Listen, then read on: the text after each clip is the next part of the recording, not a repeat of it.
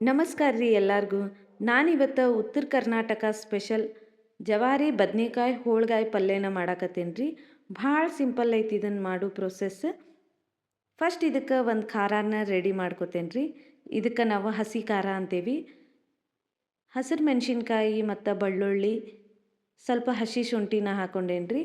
ಬೆಳ್ಳುಳ್ಳಿ, ಶುಂಠಿ, ಮೆಣಸಿನ್ಕಾಯಿ, ಕರಿಬೇವು ಮತ್ತು ಎಷ್ಟು ಬೇಕಲ್ರಿ ಅಷ್ಟು ಕೊತ್ತಂಬರಿನ ಹಾಕೋಬೇಕ್ರಿ. ಇಷ್ಟೇ ಹಾಕೋಬೇಕಂತೇನಿಲ್ಲ. ಅದ್ರ ಜೊತೆಗೆ ಉಪ್ಪು ಮತ್ತು ಜೀರಿಗೆನ ಹಾಕ್ಕೊಂಡು ಇದನ್ನು ಪೇಸ್ಟ್ ರೆಡಿ ಮಾಡ್ಕೋಬೇಕ್ರಿ. ಆಲ್ಮೋಸ್ಟ್ ಎಲ್ಲ ಪಲ್ಯಕ್ಕೂ ಉತ್ತರ ಕರ್ನಾಟಕದವರು ಈ ಥರ ಹಸಿ ಖಾರನ ಹಾಕಿನ ಪಲ್ಯನ ಮಾಡ್ತಾರೆ. ನಾ ತೋರ್ಸಾತೇನಲ್ಲ ಹಂಗೆ ಸಣ್ಣಂಗೆ ಇದನ್ನು ರುಬ್ಕೋಬೇಕ್ರಿ.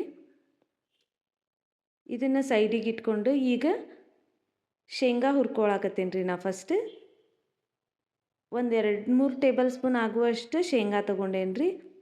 ಶೇಂಗಾ ಅರ್ಧ ಹುರಿಬೇಕ್ರಿ. ಅರ್ಧ ಕಲರ್ ಚೇಂಜ್ ಆದಮೇಲೆ ಶೇಂಗಾದ ಈಗ 2 ಟೇಬಲ್ ಸ್ಪೂನ್ ಆಗುವಷ್ಟು ಬಿಳಿ ಎಳ್ಳನ್ನ ಹಾಕ್ಕೊಂಡು, ಬಿಳಿ ಎಳ್ಳು ಚಟಪಟ ಚಟಪಟ ಅಂತವಲ್ರಿ, ಅವಾಗ ಹುರಿದಾವಂತ ಅರ್ಥ. ಈ ಥರ ಬಿಳಿ ಎಳ್ಳು ಚಟಪಟ ಅಂದಮೇಲೆ ಗ್ಯಾಸ್ನ ಬಂದ್ ಮಾಡಿ ಇದನ್ನು ತಣ್ಣಗಾಗಕ್ಕೆ ಬಿಡ್ಬೇಕ್ರಿ. ಪೂರ್ತಿ ತಣ್ಣಗಾದ್ಮೇಲೆ ಒಂದು ಮಿಕ್ಸಿಗೆ ಹಾಕ್ಕೊಂಡು ಇದನ್ನು ಪುಡಿ ಮಾಡಿ ಇಟ್ಕೋಬೇಕ್ರಿ. ಇದಕ್ಕೆ ಗುರೆಳ್ಳು ಸೇರಿಸ್ಕೊಂಡು ಪುಡಿ ಮಾಡಿ ಇಟ್ಕೋಬೋದ್ರಿ. ನನ್ನ ಕಡೆ ಗುರೆಳ್ಳು ಪುಡಿ ಮುಂಚೆನೇ ಇತ್ತು, ಅದಕ್ಕೆ ನಾನು ಗುರೆಳ್ಳು ಪುಡಿನ ಮಾಡ್ಕೊಂಡಿಲ್ಲ. ಬರೀ ಎಳ್ಳು ಮತ್ತು ಶೇಂಗಾ ಪುಡಿ ಅಷ್ಟನ್ನ ಮಾಡ್ಕೊಂಡೇನಿ. ಈಗ ಒಂದು 1/4 ಕಿಲೋ ಆಗುವಷ್ಟು ಸಣ್ಣ ಸಣ್ಣ ಜವಾರಿವು ಬದ್ನಿಕಾಯಿನ ತೊಗೊಂಡೇನಿ ರೀ ನಾನು. ಈಗ ಒಂದು ಬಟ್ಟಲ್ದಾಗ ನೀರು ತೊಗೊಂಡು ಅದಕ್ಕೆ ಉಪ್ಪು ಹಾಕೋತೇನೆ ರೀ. ಉಪ್ಪು ಯಾಕೆ ಹಾಕ್ಬೇಕಂದ್ರೆ ಬದ್ನಿಕಾಯಿ ನಾವು ಕಟ್ ಮಾಡಿ ಹಾಕ್ತೇವಲ್ರಿ, ಅವು ಕಪ್ಪಾಗಂಗಿಲ್ಲ, ಅಂದ್ರೆ ಕರ್ಕರ್ಗ ಆಗಂಗಿಲ್ಲ. ಅದಕ್ಕೆ ನೀರಿಗೆ ಸ್ವಲ್ಪ ಉಪ್ಪು ಹಾಕಿ ಇಡ್ಬೇಕ್ರಿ. ಅಂದ್ರೆ ಬದ್ನಿಕಾಯಿ ಫ್ರೆಶ್ ಅನ್ನಿಸ್ತೈತಿ. ಈಗ ಬದ್ನಿಕಾಯ್ದು ಸ್ವಲ್ಪ ತುಂಬು ತೆಗ್ದೇನು ಅಷ್ಟೇ ರೀ. ನಾನು ಪೂರ್ತಿ ಎಲ್ಲ ತುಂಬು ತೆಗಿಯೋಕೆ ಹೋಗಿಲ್ಲ.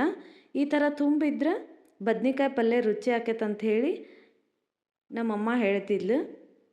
ಈ ಥರನ ಕಟ್ ಮಾಡ್ಕೋಬೇಕ್ರಿ ಬದ್ನಿಕಾಯಿನ. ನಾವು ಕಟ್ ಮಾಡೋದ್ರೊಳಗೂ ಇರ್ತೈತಿ. ಈ ಥರ ಉದ್ದುದ್ಕ ಕಟ್ ಮಾಡ್ಕೊಂಡ್ರೆ ಪಲ್ಯ ರುಚಿ ಜಾಸ್ತಿ ಆಗ್ತೈತ್ರಿ.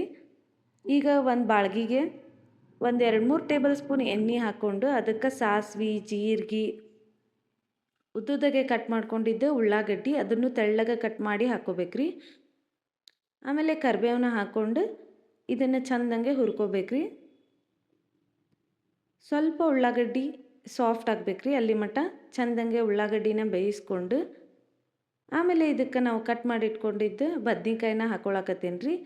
ಬದ್ನಿಕಾಯಿ ಹಾಕಿ ಒಂದ್ಸಲ ಹಿಂಗೆ ಚಂದಂಗೆ ಮಿಕ್ಸ್ ಮಾಡ್ಕೋಬೇಕ್ರಿ. ಮಿಕ್ಸ್ ಮಾಡ್ಕೊಂಡ್ಮೇಲೆ ಇದಕ್ಕೆ ರುಚಿಗೆ ತಕ್ಕಷ್ಟು ಉಪ್ಪು ಹಾಕೋಬೇಕ್ರಿ. ಆಮೇಲೆ ಅರ್ಶಿನದ ಪುಡಿ, ನಾವೇನು ಹಸಿಮೆಣ್ಸಿನ್ಕಾಯಿ ಪೇಸ್ಟ್ ಮಾಡಿ ಇಟ್ಕೊಂಡಿದ್ವಲ್ರಿ ಹಸಿ ಖಾರನ, ಅದನ್ನು ಹಾಕ್ಕೊಂಡೇನಿ ರೀ. ಅದು ಎಷ್ಟು ಖಾರ ಬೇಕಲ್ರಿ ಅಷ್ಟು ಹಾಕೋಬೇಕ್ರಿ. ಅಷ್ಟು ನಾನಿಲ್ಲೇ ಸ್ವಲ್ಪ ಜಾಸ್ತಿನ ಖಾರ ಮಾಡಿ ಇಟ್ಕೊಂಡೇನಿ. ಅಷ್ಟು ಹಾಕಬಾರ್ದ್ರಿ, ನಮಗೆ ಖಾರ ಎಷ್ಟು ರುಚಿ ಬೇಕಲ್ಲ ಅಷ್ಟು ಹಾಕ್ಕೊಂಡ್ರೆ ಸಾಕ್ರಿ. ಇದನ್ನು ಚೆಂದಂಗೆ ಇನ್ನೊಂದ್ಸಲ ಮಿಕ್ಸ್ ಮಾಡ್ಕೋಬೇಕ್ರಿ. ಮಿಕ್ಸ್ ಆದಮೇಲೆ ಇದಕ್ಕೆ ಸ್ವಲ್ಪ ಹುಣಸೆಹಣ್ಣಿನ ರಸನ ಹಾಕ್ಕೊಳತ್ತೇನೆ ರೀ. ಈ ಹುಣಸೆಹಣ್ಣು, ಬೆಲ್ಲ, ಖಾರ ಹದವಾಗಿದ್ರೆ ಪಲ್ಯ ಮಸ್ತ್ ಆಕೈತ್ರಿ. ಒಂದು ಸ್ವಲ್ಪ ಬೆಲ್ಲನ ಹಾಕ್ಕೊಂಡು ಇದನ್ನು ಚೆಂದಂಗೆ ಮಿಕ್ಸ್ ಮಾಡ್ಕೋಬೇಕ್ರಿ. ಇದೆಲ್ಲ ಚೆಂದಂಗೆ ಮಿಕ್ಸ್ ಆದಮೇಲೆ ಇದಕ್ಕೆ ಸ್ವಲ್ಪ ನೀರನ್ನ ಹಾಕ್ಕೊಳಕತ್ತೇನೆ ರೀ. ಅಂದ್ರೆ ಬದ್ನಿಕಾಯಿ ಬೇಯುವಷ್ಟಷ್ಟು ನೀರು ಹಾಕೋಬೇಕ್ರಿ, ಜಾಸ್ತಿ ಹಾಕೋಬೇಡ್ರಿ. ಒಂದು 2-3 ನಿಮಿಷ ಕುದ್ದ ಮೇಲೆ ಇದು ಸ್ವಲ್ಪ ನೀರು ಕಮ್ಮಿ ಆಗಿ ಬದ್ನಿಕಾಯಿ ನೋಡ್ಬೋದಿಲ್ಲ ಎಲ್ಲ ಸಾಫ್ಟ್ ಆಗಿರ್ತೈತ್ರಿ. ಈಗ ನಾವೇನು ಪುಡಿ ಮಾಡಿ ಇಟ್ಕೊಂಡಿರ್ತೇವಲ್ರಿ ಅದನ್ನು ಹಾಕೋಬೇಕು. ಫಸ್ಟ್ ನಾನು ಗುರೆಳ್ಳು ಪುಡಿ ಮುಂಚೆನ ಮಾಡಿಟ್ಕೊಂಡಿದ್ದೆ, ಅದನ್ನು 1 ಟೇಬಲ್ ಸ್ಪೂನ್ ಹಾಕ್ಕೊಂಡೇನಿ ರೀ.